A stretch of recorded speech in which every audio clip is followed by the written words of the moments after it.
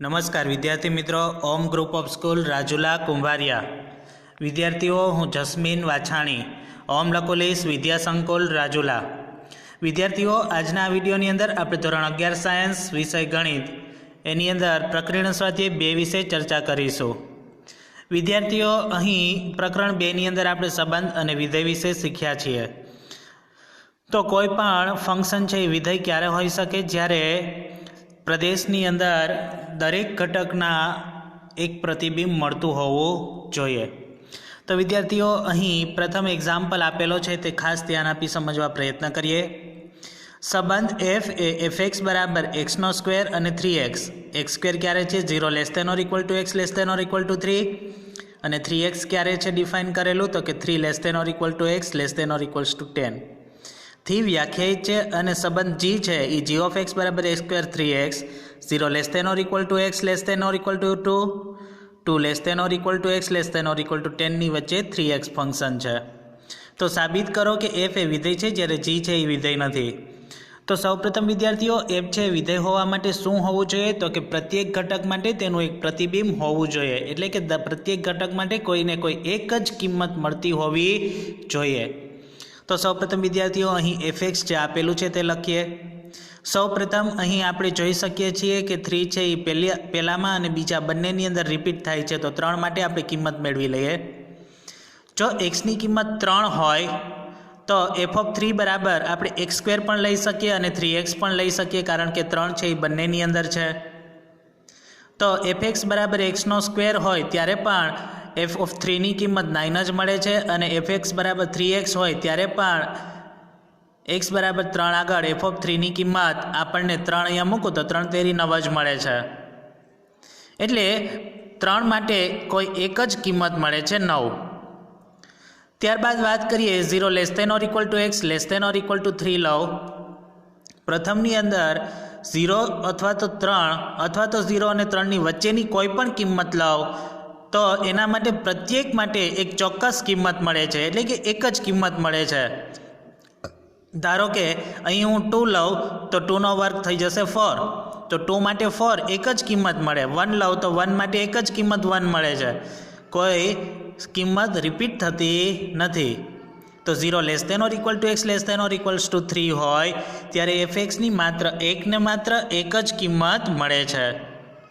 ત્યારબાદ વિદ્યાર્થીઓ, અહીં નીચેનું જે વિધેય આપેલું છે 3x, ત્યાં 3 અને 10 અથવા તો 3 અને 10ની વચ્ચેની કોઈ કિંમત લેવામાં આવે ત્યારે વિદ્યાર્થીઓ અહીં less than or equals to x લખીશું। ખાલી લેસ ધેન લખેલ છે પરંતુ less than or equals to લખીશું। ત્યારે પણ fx બરાબર 3x લેતા fxની માત્ર ને માત્ર કોઈ એક જ કિંમત મળે। દાખલા તરીકે અહીં કોઈ હું 3 અને 10ની વચ્ચેની અથવા તો 3 અને 10ની કિંમત મૂકું, ધારો કે અહીં હું 4 મૂકું તો 4 તેરી 12, એટલે કે 4 માટે 12 એક જ કિંમત મળે, જુદી જુદી કિંમત મળતી નથી। એટલે આપણે ચોક્કસપણે કહી શકીએ કે પ્રત્યેક x belongs to close interval 0 to 10 માટે, એટલે કે 0 અને 10 અથવા તો 0 અને 10ની વચ્ચેની તમામ સંખ્યા માટે xનું f દ્વારા મળતું પ્રતિબિંબ એક જ છે, તેથી f છે એ વિધેય થશે। ત્યારબાદ વિદ્યાર્થીઓ, આપણે g માટે ચેક કરીએ તો g ઓફ x આપણને જે આપેલું છે તે લખ્યું છે। સૌપ્રથમ વિદ્યાર્થીઓ, અહીં 2 અને અહીં પણ 2 રિપીટ થાય છે, તો 2 માટે બંને વિધેય માટે વેલ્યુ એક જ મળવી જોઈએ, તો આપણે ચેક કરી લઈએ। જો xની કિંમત 2 લઈએ તો g ઓફ 2 બરાબર x સ્ક્વેર લઈએ ત્યારે 2 નો સ્ક્વેર એટલે કે 4 કિંમત મળે છે, અને નીચેના વિધેયની અંદર પણ 2 છે તો 3x કિંમત લખીએ તો g of 2 is equals to 3 cross 2 એટલે કે 6 કિંમત મળે છે। તો તમે અહીં જોઈ શકો છો કે x બરાબર 2 માટે બે જુદી જુદી કિંમત મળે છે, એટલે કે x બરાબર 2 માટે બે પ્રતિબિંબ 4 અને 6 મળે છે, તેથી વિધેયની વ્યાખ્યા પ્રમાણે g છે એ વિધેય થશે નહીં, કોઈ એક જ કિંમત મળવી જોઈએ। અહીં માત્ર 2 માટે ચેક કરી લીધું, 2 માટે જુદી જુદી કિંમત મળે તો આપણે અન્ય કિંમત માટે ચેક કરવાની જરૂર નથી। નેક્સ્ટ એક્ઝામ્પલ નંબર 2, જો fx બરાબર x સ્ક્વેર હોય તો f of 1.1 minus f of 1 divide 1.1 minus 1 મેળવો। તો વિદ્યાર્થીઓ, અહીં વિધેય કઈ રીતે ડિફાઇન કરેલું છે? fx બરાબર x નો સ્ક્વેર।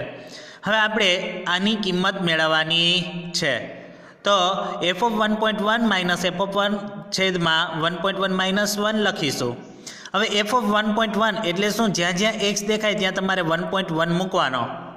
તો અહીં એફ ઓફ એક્સ એટલે એક્સ સ્ક્વેર છે, તેથી એફ ઓફ 1.1 એટલે શું થઈ જશે? તો કે 1.1 નો સ્ક્વેર માઇનસના માઇનસ એફ ઓફ 1 એટલે શું? અહીં એફ ઓફ 1 મૂકો તો શું થઈ જશે? 1 નો સ્ક્વેર. અને છેદમાં તો કંઈ એફ ઓફ કિંમત છે નહીં, માત્ર 1.1 માઇનસ 1 જ છે, તો એઝ ઇટ ઇઝ મૂકી દીધું. વિદ્યાર્થીઓ અહીં તમે જોઈ શકો છો અંશની અંદર એ સ્ક્વેર માઇનસ બી સ્ક્વેર એ સૂત્રનો ઉપયોગ કરીએ તો એ સ્ક્વેર માઇનસ બી સ્ક્વેર એટલે શું? તો કે એ પ્લસ બી એ માઇનસ બી. તો અહીં આપણે લખી શકીએ 1.1 પ્લસ 1 1.1 માઇનસ 1 છેદમાં જે હતું એને જ 1.1 માઇનસ 1. અહીં 1.1 માઇનસ 1 અંશ અને છેદ બંનેની અંદર હોવાથી કેન્સલ આઉટ કરીએ તો 1.1 પ્લસ 1 બાકી રહેશે અને 1.1 પ્લસ 1 એટલે કે 2.1 થશે. તો વિદ્યાર્થીઓ જ્યારે વિધેય આપેલું હોય ત્યારે આ રીતે આપણી કિંમત મેળવી શકીએ છીએ. Next example number 3. જો એફ બરાબર x square plus 2x plus 1 divide x square minus 8x plus 12નો પ્રદેશ મેળવો. તો આપેલા વિધેયનો પ્રદેશ મેળવવો છે. પ્રદેશ મેળવવો એટલે શું? તો આપેલું વિધેય ક્યાં બિંદુઓ આગળ વ્યાખ્યાયિત છે તે આપણે મેળવવું જોઈએ. તો વિદ્યાર્થીઓ આપણે એક કામ કરીએ કે જો જે બિંદુ આગળ આપેલું વિધેય વ્યાખ્યાયિત નથી તે બિંદુઓ મેળવી લઈએ અને વાસ્તવિક સંખ્યાગણ આરમાંથી તે બિંદુઓ આપણે બાદ કરી દઈએ. તો સૌપ્રથમ વિદ્યાર્થીઓ અહીં જોઈ શકાય છે કે આપેલું વિધેય કયા બિંદુઓ આગળ વ્યાખ્યાયિત ના હોઈ શકે? તો અહીં અંશ અને છેદ છે, તો છેદની કિંમત જો 0 મળે તો આપેલું વિધેય વ્યાખ્યાયિત થશે નહીં. તો વિદ્યાર્થીઓ સૌપ્રથમ આપણે એફ લખીશું, ત્યારબાદ લખીશું કે વિધેય એફ એ છેદ x square minus 8x plus 12 equals to 0 થાય ત્યારે વ્યાખ્યાયિત થશે નહીં. કારણ કે કોઈ પણ અપૂર્ણાંક વિધેયની અંદર છેદની કિંમત 0 હોય તો આપણે વિધેય ગોતી શકતા નથી, મેળવી શકતા નથી, વ્યાખ્યાયિત થતું નથી. તો આપણે છેદની કિંમત 0 લઈએ, એટલે કે છેદની કિંમત જો 0 હોય તો વિધેય વ્યાખ્યાયિત ન થાય. હવે છેદની કિંમત આપણે 0 લીધી અને એક્સની કિંમત મેળવી લઈએ. તો હવે આ માઇનસ 8xના બે ભાગ પાડું તો માઇનસ 6x માઇનસ 2x થશે અને અવયવ પાડીએ તો આપણને એક્સની કિંમત મળશે 6 અને 2. તો વિદ્યાર્થીઓ અહીં એફ છે એ 6 અને 2 બિંદુ આગળ વ્યાખ્યાયિત નથી. એટલે કે જો આપેલા વિધેયની અંદર એક્સની કિંમત 6 અથવા તો 2 મૂકવામાં આવે તો છેદની કિંમત 0 થઈ જાય છે, તો આપેલું વિધેય વ્યાખ્યાયિત થતું નથી. એટલા માટે કહી શકાય કે એફ છે એ એક્સ બરાબર 6 અને એક્સ બરાબર 2 માટે વ્યાખ્યાયિત નથી. તો 6 અને 2 સિવાયની તમામ કિંમત માટે આપેલું વિધેય વ્યાખ્યાયિત છે. તો વિધેય એફએક્સનો પ્રદેશ થશે વાસ્તવિક સંખ્યાગણ આરમાંથી આ બે બિંદુ આગળ વ્યાખ્યાયિત નથી તે બે બિંદુ બાદ કરી દઈએ.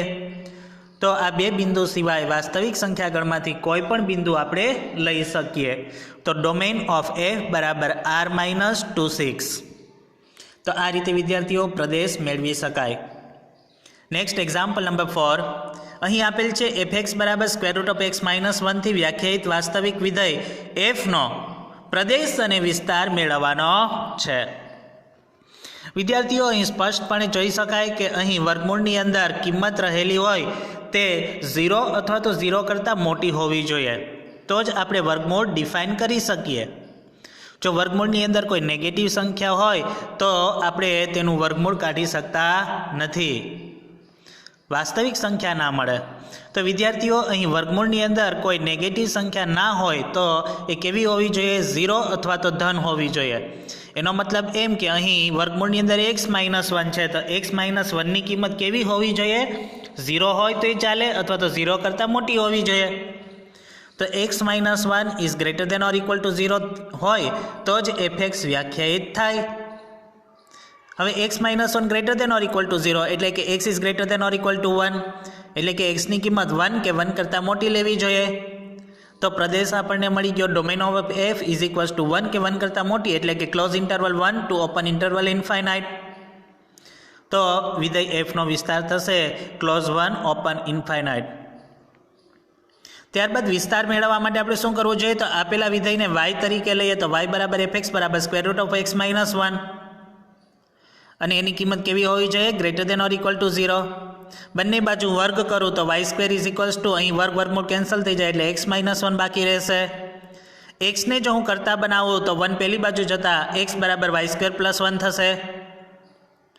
હવે વિદ્યાર્થીઓ અહીં એક્સની કિંમત તો greater than or equal two 1 છે, તો એક્સની કિંમત જો greater than or equal two 1 હોય તો વાય સ્ક્વેર પ્લસ 1ની કિંમત પણ greater than or equal two 1 થશે, કારણ કે એક્સ બરાબર વાય સ્ક્વેર પ્લસ 1 છે. વાય સ્ક્વેરને કરતાં બનાવો તો y square is greater than or equal to 0. જો વાય સ્ક્વેરની કિંમત 0 કરતાં મોટી હોય તો વાયની કિંમત પણ 0 અથવા તો 0 કરતાં મોટી થશે, એટલે કે રેન્જ ઓફ એફ બરાબર ક્લોઝ ઇન્ટરવલ 0 ટુ ઇન્ફાઇનાઇટ થશે. Next example number 5. ખાસ ધ્યાન આપશું, માનાંક વિધેય છે. એફ બરાબર માનાંકમાં x માઇનસ 1થી વ્યાખ્યાયિત વાસ્તવિક વિધેય એફનો પ્રદેશ અને વિસ્તાર મેળવવાનો છે. વિદ્યાર્થીઓ ખાસ ધ્યાન આપીએ કે જ્યારે માનાંક વિધેય આપેલું હોય ત્યારે માનાંક વિધેયની કિંમત મેળવીએ ત્યારે તે હંમેશા 0 અથવા તો તેના કરતાં મોટી જ મળે છે. માનાંકમાં જો કોઈ નેગેટિવ સંખ્યા હોય તો તેનો જવાબ પોઝિટિવ સંખ્યા આપે છે. ધારો કે માનાંકની અંદર -5 હોય તો તેનો જવાબ 5 જ મળે. માનાંકમાં 0 હોય તો તેનો જવાબ 0 જ મળે. માનાંકમાં -2.5 હોય તો તેનો જવાબ આપણને 2.5 જ મળે. તો આમ માનાંકની અંદર કોઈ સંખ્યા નેગેટિવ હોય તો તેનો જવાબ આપણને હંમેશા પોઝિટિવ જ મળે છે, અથવા તો 0 હોય તો તેનો જવાબ 0 જ મળે છે. તો વિદ્યાર્થીઓ અહીં આપેલા વિધેયને y બરાબર એફ બરાબર માનાંકમાં x માઇનસ 1 તરીકે લખીએ તો સ્પષ્ટ છે કે વિધેય f એ પ્રત્યેક x બિલોંગ્સ ટુ r માટે વ્યાખ્યાયિત થશે, કારણ કે અહીં આરમાંથી તમે કોઈ પણ સંખ્યા મૂકો માનાંકની અંદર xની તો પણ તેની કિંમત તો આપણને મળવાની જ છે. એટલે આપણે કહી શકીએ કે વિધેય એફનો પ્રદેશ ડોમેનોમાં બરાબર r લઈ શકાય, કારણ કે આરમાંથી કોઈ પણ કિંમત તમે લઈ શકો છો. એટલા માટે ભલે પ્રદેશ એટલે શું, કઈ કિંમત આપણે લેવાની છે, તો આરમાંથી કોઈ પણ કિંમત લઈ શકાય, પરંતુ એનો જવાબ શેમાં મળે છે? માત્ર ને માત્ર હોલ નંબર એટલે કે ડબલ્યુની અંદર મળે છે. 0 અથવા તો 0 કરતાં મોટી સંખ્યા ધન સંખ્યામાં એનો જવાબ મળે છે. તો વિદ્યાર્થીઓ માનાંકમાં x minus 1 is greater than or equal to 0 જ થાય પ્રત્યેક x બિલોંગ્સ ટુ r માટે.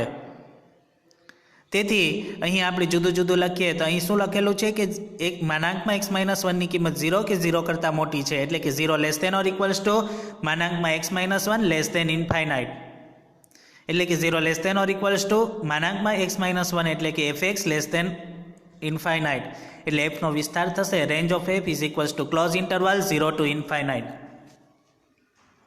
નેક્સ્ટ એક્ઝામ્પલ નંબર 6, 7 કેન્સલ છે 8.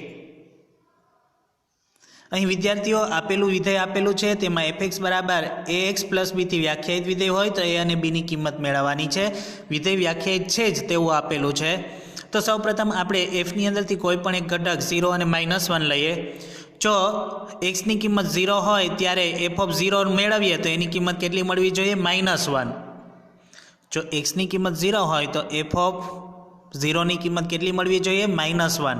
તો એફ ઓફ 0 બરાબર -1. એફ ઓફ 0 એટલે કે આપેલા વિધેયની અંદર 0 મૂકીએ તો a ગુણ્યા 0 પ્લસ b બરાબર -1. a ઇન્ટુ 0 એટલે 0 થઈ જશે, એટલે બીની કિંમત મળી -1. કોઈ પણ બીજી કિંમત એક લઈ લઈએ. જો એક્સની કિંમત 1 લેવામાં આવે તો એફ ઓફ 1ની કિંમત કેટલી મળવી જોઈએ આપણને? 1 છે, એટલે એક્સની કિંમત 1 લઈએ તો વાયની કિંમત એટલે કે એફ ઓફ 1ની કિંમત પણ 1 મળવી જોઈએ. તો એફ ઓફ 1 બરાબર 1. હવે જ્યાં જ્યાં તમને એક્સ દેખાય એફ ઓફ એક્સની અંદર ત્યાં તમારે 1 મૂકવાનો છે, એટલે કે a into 1 plus b equals to 1. a into 1 એટલે a, બીની કિંમત આપણે મેળવેલી છે આગળ -1 ઇક્વલ્સ ટુ 1 પહેલી બાજુ જઈએ તો a બરાબર 2. આમ આપણે a અને બીની કિંમત મેળવી શકીએ, a બરાબર 2 અને b બરાબર -1. Next example number 9. વિદ્યાર્થીઓ અહીં આપેલું છે r એ n થી n નો સંબંધ છે. r બરાબર ab કે જ્યાં ab belongs to n and a is equals two b square થાય તે રીતે વ્યાખ્યાયિત આપેલું છે. તો શું નીચેના વિધાનો સત્ય છે? પ્રથમ વિધાન આપેલું છે પ્રત્યેક a બિલોંગ્સ ટુ n માટે a બિલોંગ્સ ટુ r થવું જોઈએ. ચલો ચેક કરીએ. વિદ્યાર્થીઓ અહીં વિધેય આપેલું છે r from n to n, એટલે કે નેચરલ નંબરથી નેચરલ નંબરનું વિધેય આપેલું છે. આર બરાબર એ બી કે જ્યાં એ બી બિલોંગ્સ ટુ એન અને એ બરાબર બી સ્ક્વેર થાય, આ રીતનું એક વિધેય આપેલું છે. હવે વિદ્યાર્થીઓ, આપણે પ્રાકૃતિક સંખ્યા ગણમાંથી કોઈ પ્રદેશમાંથી કોઈ એક સંખ્યા, આ પ્રદેશ કહેવાય, પ્રદેશમાંથી કોઈ એક સંખ્યા 2 લઈએ તો તેનો જવાબ પણ આપણને પ્રદેશની અંદર સહપ્રદેશની અંદર મળવો જોઈએ. પ્રદેશમાંથી નેચરલ નંબરમાંથી કોઈ પણ મેં એક સંખ્યા લીધી 2, તો 2ની કિંમત આપેલા વિધેયની અંદર મૂકું તો 2 મૂકું અહીં તો 2નો સ્ક્વેર થશે, 2નો સ્ક્વેર એટલે 4 થાય. ક્લિયર? અહીં 2 બરાબર 2 સ્ક્વેર, કારણ કે આપણે શું ચેક કરવાનું છે, એ બિલોંગ્સ ટુ આર. તો 2 બરાબર 2 સ્ક્વેર લખી શકાય? 2 બરાબર 4 લખી શકાય? ના લખી શકાય. તેથી ચોક્કસપણે કહી શકાય કે પ્રત્યેક એ બિલોંગ્સ ટુ એન માટે એ બિલોંગ્સ ટુ આર સત્ય નથી. આ ક્યારે સત્ય બનશે? માત્ર 1 એક જ સંખ્યા માટે આ વિધેય શક્ય બનશે, દરેક ઘટક માટે શક્ય નથી. તેથી આપણે ચોક્કસપણે કહી શકાય કે પ્રત્યેક એક્સ બિલોંગ્સ ટુ આર માટે આપેલું વિધેય સત્ય નથી. બીજું શું આપેલું છે કે A B belongs to R, તો B A belongs to R થાય. જોઈ લઈએ, આપણે કોઈ એ અને બીની કિંમત લઈ લઈએ. જો એ બરાબર 4 અને બી બરાબર 2 લઈએ તો 4 ટુ બિલોંગ્સ ટુ આર થશે, કારણ કે 4 = 2 સ્ક્વેર લખી શકીએ. એની કિંમત આપણે એ બરાબર બી સ્ક્વેર કિંમત જે છે વિધેય, એની અંદર મૂકીએ એ અને બીની કિંમત, તો 4 બરાબર 2 સ્ક્વેર થાય. તો એવું આપણે થઈ શકે, કારણ કે 4 બરાબર 4 લખી શકીએ. પરંતુ 2 4 does not belongs to R. Why? શા માટે? કારણ કે 2 ઇઝ નોટ ઇક્વલ્સ ટુ 4 સ્ક્વેર. તેથી A B belongs to R, તો B A belongs to R સત્ય નથી. ત્રીજું, A B belongs to R, BC belongs to R, તો એસી બિલોંગ્સ ટુ આર થવું જોઈએ. ચલો જોઈએ, આપણે એની કિંમત 16 અને બીની કિંમત 4 લઈએ તો 16 બરાબર બી સ્ક્વેર એટલે કે 4નો સ્ક્વેર લખી શકીએ, એટલે કે 16 4 બિલોંગ્સ ટુ આર લઈ શકાય. હવે બીની કિંમત 4 અને સીની કિંમત 2 લઉં તો પણ આપણે લખી શકીએ કે બીસી બિલોંગ્સ ટુ આર થશે, કારણ કે 4 = 2 સ્ક્વેર, 4 2 બિલોંગ્સ ટુ આર થશે.